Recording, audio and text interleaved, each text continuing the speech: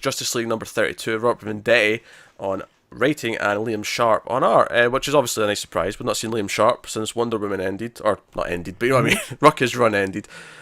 This was obviously, it was a very well drawn issue, like very pretty, a lot of really fun images, fun action in there because you get a chunk of like Flash fighting, the Red Death. You get a chunk of Wonder Woman fighting the Merciless. You get a chunk of Aquaman fighting the Drowned.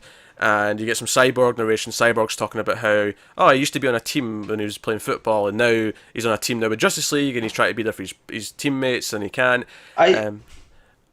As a fan of American football, I feel like they've moved his position on the football field with every new iteration. Because here now he's a wide receiver. Matt, as far as I knew, wasn't he a quarterback? I thought he was a quarterback at one point. He was a running back. But Matt, here's the thing: it's whatever metaphorically works for the story they're telling. I guess those are such different positions, man. Like they ask you to do different things. I'm assuming this one, what is it, wide receiver? You said, is this one that's supporting the rest of the team? Is that the?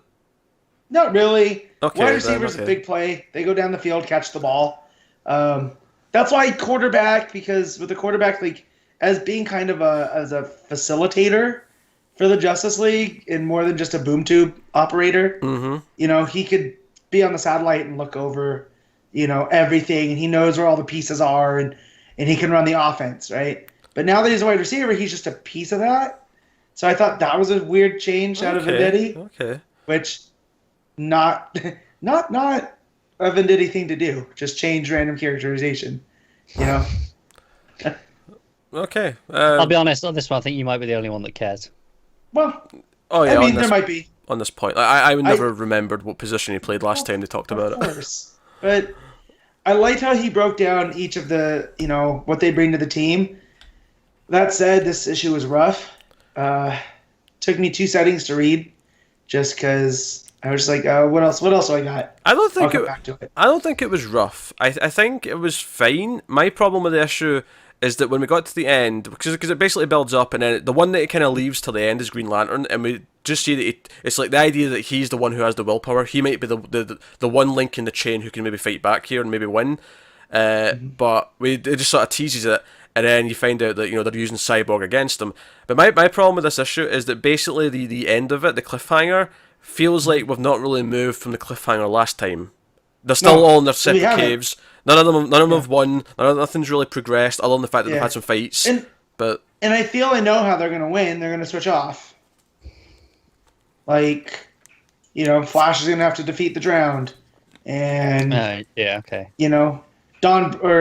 Lantern is going to have to defeat the Merciless. And when you said switch off, I thought you meant stop using their powers or like Cyborg. I thought you meant shut down Cyborg or something. Yeah. No, well maybe that too. Honestly, I'm not feeling this crossover at all.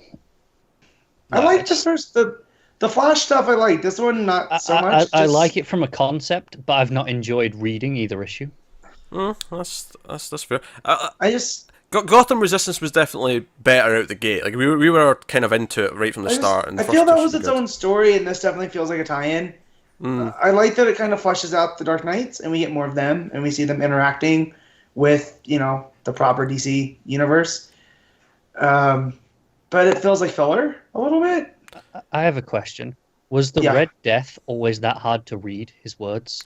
No, they've done this thing, because they've got the whole thing where Barry's still kind of in there and he's fighting. Well, they've changed the effect a little bit, so it's kind of like the 2 bubbles are out of sync, but it's actually harder to read now. That's it. I didn't think it was the same effect. I don't remember having this problem before, but I had to really, really struggle to read what he was saying. And that doesn't help when that's like, the first third of the book, say, pretty much is after the intro, that it's the Flash stuff, and really hard to get into the book when I'm having to read everything like 3 times. Honestly, I'm someone who I'm a fan of decompressed stories. Some people hate when not much happens. I like taking a nice slow pace through a book, but this one I legitimately felt I got to the end and went, nothing's progressed since the end of the last issue. We're still in the exact same place.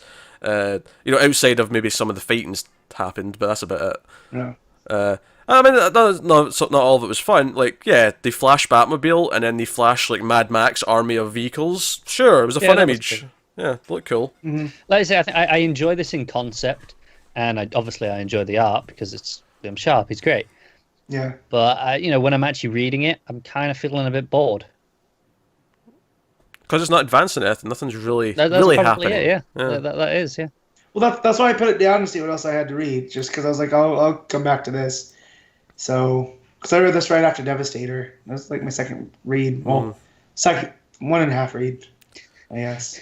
So, yeah, I mean, hopefully it picks up. It's funny because I remember Gotham Resistance, we were saying, oh, maybe this could have used an extra issue or two just to flesh it out. This is the opposite, or I'm like, no, maybe this could have done with condensing it down to like another, just 2 or 3 issues instead of 4, but we'll definitely. We'll see how it goes next week.